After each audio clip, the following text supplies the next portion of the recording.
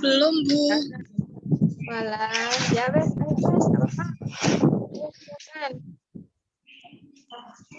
Kondisi itu adalah rasa percaya kepada pemberi persuasi dan sifat realistik dari apa yang dipersuasikan. Keadaan emosi. Keadaan emosi yang mengikuti suatu kegiatan akan mempengaruhi efikasi di bidang kegiatan itu. Emosi yang kuat, takut, cemas, stres dapat memengaruhi efikasi diri, dapat mengurangi efikasi diri, namun bisa terjadi peningkatan emosi yang tidak berlebihan dapat meningkatkan efikasi.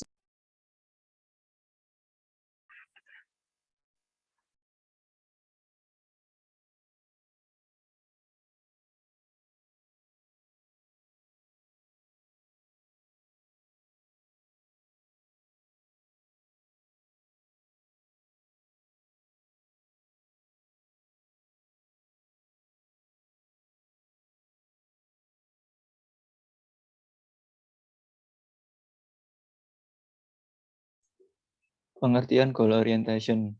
Teori goal orientation merupakan bagian dari teori motivasi yang dikemukakan oleh Edwin Lodge pada 1978.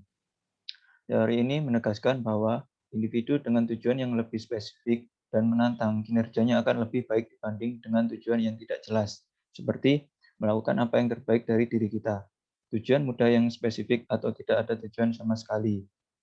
Lebih lanjut, Lodge dan Latham dalam Lunenburg 2011 menjelaskan bahwa tujuan ialah perhatian dan tindakan langsung. Selain itu, tujuan yang menantang dapat memobilisasi energi, upaya yang lebih tinggi, dan meningkatkan usaha yang gigih serta dapat menyebabkan kepuasan dan motivasi atau frustasi jika tujuannya tidak tercapai.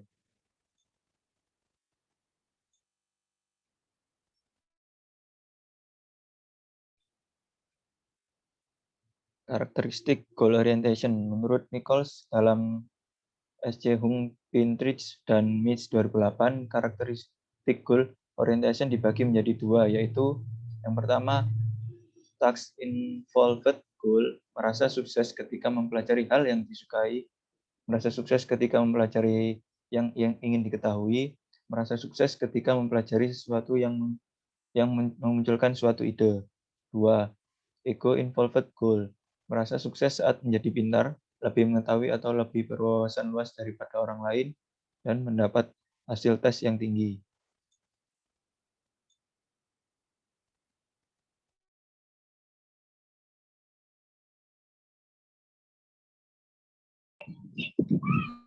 Berikut merupakan contoh jurnal yang menunjukkan penerapan self-efficacy dan goal orientation. Judul jurnalnya The Effect of Goal Orientation, Self-Efficacy, Audience Pressure, and Task Complexity on Audit Judgment at Inspector General of the Ministry of Finance. Tahun penerbitnya tahun 2020. Dan di sini saya sudah mengutip beberapa penerapan self-efficacy dan goal orientation dari jurnal tersebut. Nanti akan ditampilkan jurnalnya. Di sini saya akan menjelaskan sedikit tentang audit judgment. Jadi audit judgment ini merupakan suatu kebijakan atau keputusan yang dibuat oleh seorang auditor dalam menentukan pendapat mengenai hasil pemeriksaan laporan keuangan agar mudah memperkirakan suatu objek. Jadi objek yang dituju oleh auditor itu yaitu membantu perusahaan untuk memeriksa laporan keuangan yang bermanfaat di periode yang akan datang. Jadi perusahaan akan mudah mengetahui kinerja operasional yang sudah dilakukannya selama periode ini dan untuk periode selanjutnya. Teori penetapan tujuan yang menjelaskan bahwa seseorang yang memiliki tujuan spesifik dapat membuat kinerja lebih baik. Apabila dikaitkan dengan hasil penelitian, maka dapat disimpulkan bahwa auditor yang memiliki orientasi tujuan yang tinggi untuk belajar dari setiap penugasan yang dijalankan, maka akan meningkatkan kinerjanya dalam membuat judgement atau keputusan. Hasil pengujian pengaruh learning goal orientation terhadap audit judgment mendukung hasil penelitian sebelumnya yang dilakukan oleh Sanusi et al. Di tahun 2007. Penelitian tersebut menyatakan bahwa learning goal orientation berpengaruh positif terhadap audit judgment. Jadi goal orientation ini tadi disebutkan bahwa merupakan teori motivasi yang berpengaruh pada individunya yaitu auditor, untuk memiliki kegigihan atau rasa percaya diri bahwa keputusan atau judgement yang telah dibuat dapat menghasilkan sesuatu yang diinginkan oleh perusahaan. Kemudian mengenai self-efficacy. Hasil penelitian ini selaras dengan teori kognitif sosial yang menjelaskan bahwa kinerja seseorang dipengaruhi oleh karakteristik yang dimilikinya. Apabila dikaitkan dengan hasil penelitian, maka dapat disimpulkan bahwa self-efficacy merupakan karakteristik auditor yang dapat mempengaruhi kinerjanya dalam membuat judgement atau keputusan. Hasil pengujian pengaruh self-efficacy terhadap audit judgement mendukung hasil penelitian sebelumnya yang dilakukan oleh Iskandar Sanusi di tahun 2011. Penelitian tersebut menyatakan bahwa auditor yang memiliki tingkat self-efficacy tinggi dapat menghasilkan judgement yang lebih baik dibandingkan dengan auditor yang memiliki tingkat self-efficacy rendah. Self-efficacy sendiri memiliki arti yaitu teori yang menggambarkan suatu keyakinan atau kepercayaan diri individu mengenai kemampuan dalam melakukan suatu tugas, mencapai tujuan, dan menghasilkan suatu yang dapat mengimplementasi tindakan untuk mencapai kecakapan tersebut. Berikut jurnalnya.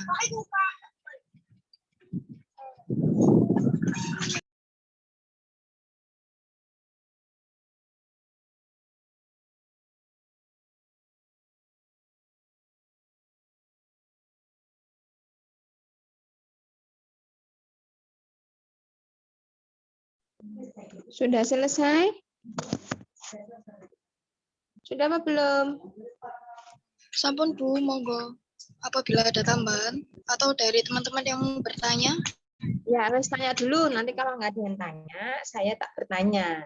Gitu ya. Ini kan tentang organisasi ya. Iya. Efisiensi kan ini? Ini kan teori self-efisiensi. Ya. Silahkan ada yang bertanya. Nanti kalau nggak ada yang tanya, saya tanya dan meng-highlight materi hari ini. Yuk. Yang tidak presentasi teman-teman. Ayo, masa nggak ada yang tanya sih?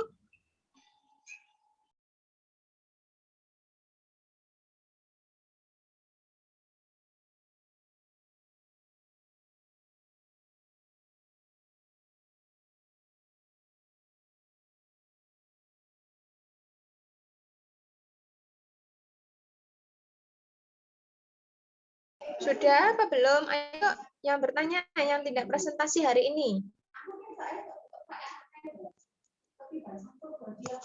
Ayo. Masa dari sekian gini nggak ada yang tanya?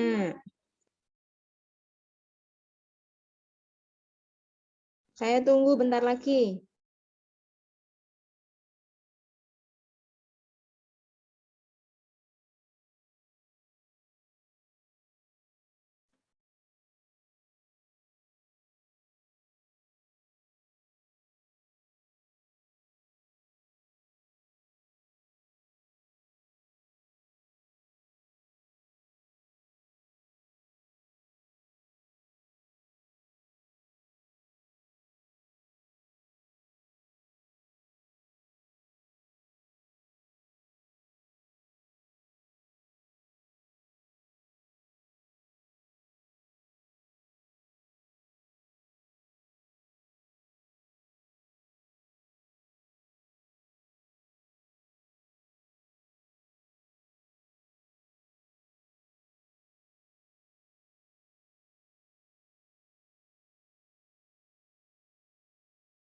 Monggo buat teman-teman yang mau bertanya dipersilahkan. Aku mau tanya, Ya, silahkan. Ayo.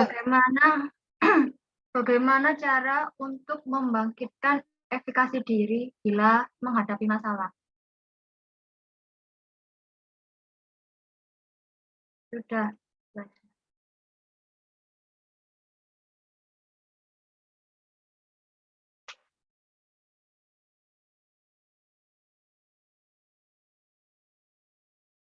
Ada lagi?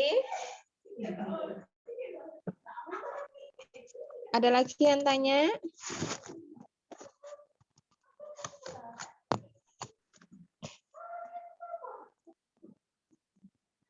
Ayo, silakan.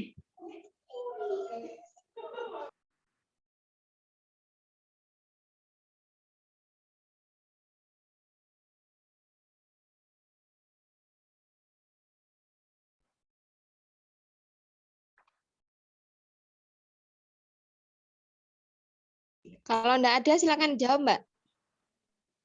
Yang presentasi. Tanya dulu, yang lain boleh menambahkan. Ayo.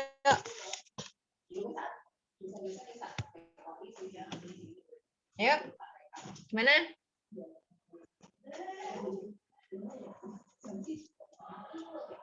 Silakan. Dijawab, Mbak.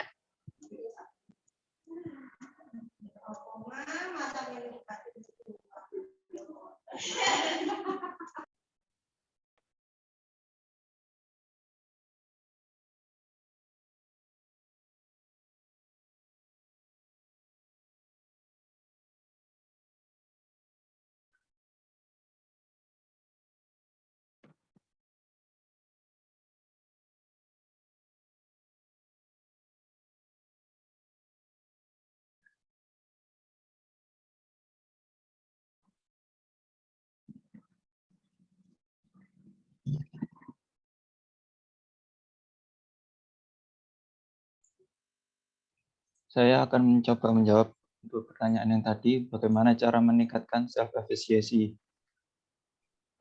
Self-efficacy dibangun dari 4 sumber prinsip informasi, yaitu ada master experience, yang merupakan pengalaman yang telah dilalui. Jadi, untuk meningkatkan self-efficacy itu bisa berdasarkan dari pengalaman pribadi yang telah dilalui pada masa lalu. Yang kedua bisa vicarious experience, yaitu yang berasal dari pengalaman orang lain. Jadi bisa mendengarkan cerita orang lain atau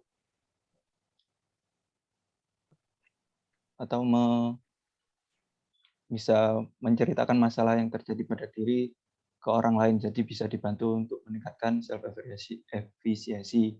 Yang ketiga, social persuasion. Social persuasion adalah penguatan yang didapatkan dari orang lain bahwa mempunyai kemampuan untuk meraih apa yang diinginkan dilakukannya. Seorang yang menghadapi kesulitan dalam tugasnya akan memiliki self-efficacy yang meningkat ketika ada seorang yang meyakinkan bahwa ia mampu menghadapi tuntunan tersebut. Jadi di persuasi sosial itu kita dapat keyakinan dari orang lain bahwa kita dapat melakukan tugas tersebut. Diyakinkan orang lain bahwa kita dapat melaluinya. Itu apa ada sanggahan atau tambahan?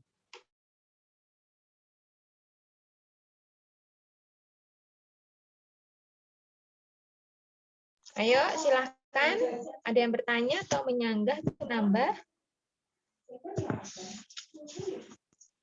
Mbak, ini siang ini nggak ngantuk ya? Ada yang mau ngomong.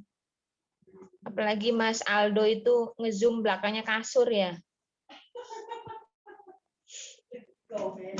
Coba Mbak buka slide-nya yang tadi, tak lihat dulu. Mbak, siapa yang presentasi hari ini? Coba di-share. Oh, Mas Lutfi. Ya, ini self-efficacy dan goal orientation. Self-efficacy itu apa sih sebenarnya?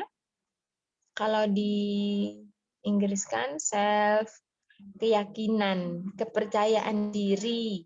Ya, kepercayaan diri mengenai kemampuannya untuk percaya dirinya siapa? Per individu, gitu kan? Kepercayaan atau keyakinan seseorang mengenai sejauh mana ia mengerjakan tugas mencapai tujuan, merencanakan tindakan untuk mencapai namanya suatu goal. Goal itu tujuan. Orientasi tujuannya kemana? Seseorang yang punya self-efficacy tinggi, itu dia secara yakin bahwa ia itu bisa mengerjakan satu hal. Sebaliknya, self-efficacy rendah, nggak pede akhirnya. Itu bahasa anak sekarang nggak pede. Terus ini masih dalam sisi pengertian ya. Ayo berikutnya coba saya lihat lagi. Ini belum dikirim ke saya materinya. Nah, kalau self-efficacy tinggi dapat menangani secara efektif, Situasi yang dihadapi, yakin, ancaman itu sebagai tantangan, gigih, berusaha, percaya, hanya sedikit penampakan keraguan-raguan, suka mencari situasi yang baik. Itu individu yang self-efisasinya tinggi. Apakah dari sekian Anda di sini mempunyai self-efisasi tinggi? Belum tentu.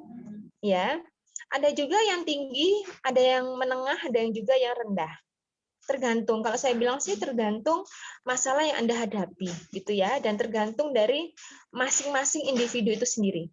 Kita nggak bisa menyamakan antar satu dengan yang lainnya, efisiensinya harus tinggi. Memang harus tinggi, cuma permasalahan yang dihadapi per individu itu berbeda-beda, gitu kan? Nah, berikut nanti relevansinya apa dengan bidang akuntansi. Nah, kalau ini self efisiensi rendah, keraguan-raguan, nggak pede, nggak mampu, itu intinya gitu. Ya, mudah menyerah, itu self efisiensinya kalau rendah. Apakah dari sekian ini semuanya rendah semua atau tinggi semua? Ya tergantung masalahnya yang bagaimana yang Anda hadapi, karena ya kembali lagi kita sebagai manusia ya. Di satu kondisi mungkin kita bisa mencapai self efisiensi tinggi, di satu sisi mungkin kita bisa mencapai self efisiensi rendah. Gitu. Oke. Berikut ini indikasinya kalau Anda itu dikatakan self efisiensi tinggi dan rendah. Oke, berikutnya coba Mas, coba saya lihat lagi. Nah, ini ada aspeknya, ada levelnya. Di posisi yang mana Anda itu? Magnitude, strength, atau generally? Atau kadang juga saya itu menghadapi masalah ya biasa saja. Self-efisiensi saya nggak rendah, saya pun juga nggak tinggi. Gitu kan? Masing-masing dari Anda ini berbeda-beda. Oke, berikutnya. Nah, ini pola pikirnya. Oke, berikutnya saya akan membahas relevansinya dengan bidang akuntansi. Apa artikel apa yang Anda dapat? Ini dilewati. Oke. Nah, ini goal orientation itu bagian dari teori motivasi. Ya, goal orientation itu tujuan orientasinya apa? Motivasinya apa Anda kuliah itu? Ya, mencari jodoh, mencari kerja, meningkatkan taraf hidup keluarganya dengan status sosial yang semakin tinggi, gitu kan? Berikutnya, coba ke artikel aja, Mas. Coba ke artikel. Ini nanti bisa dibaca karakteristik goal ke artikel. Nah, ini adalah self-efisiensi, efek dari goal orientation, self-efisiensi, obedience pressure, atau tekanan, dan text complexity di bidang audit. Ya, audit judgment. Nah, ini kalau saya baca ringkasannya, teori penetapan tujuan yang menjelaskan bahwa seseorang memiliki tujuan spesifik dapat membuat kemudian lebih baik. Betul. Tujuannya jelas. Kayak Anda, tujuan Anda kuliah, biar dapat kerja, apalagi biar kehidupan saya ke depannya lebih baik, kan gitu ya. Nah, akhirnya Anda punya tujuan spesifik itu, semuanya berjalan dengan baik, kinerjanya juga baik. Oke. Saya nggak akan bahas hasil-hasil riset sebelumnya. Nah, teori yang digunakan di sini ada dua. Teori efek goal orientation tadi, atau yang terkenal kita dengan teori motivasi, dan self-efficiency. Teori kepercayaan diri, gitu ya. Ada dua teori psikologi yang dipakai dalam artikel ini. Tapi di bidang audit relevansinya, ini termasuk baru ini jurnalnya. Bidang apa ini? Audit judgment. Penyelesaian audit judgment at inspektorat loh, inspektorat bahkan di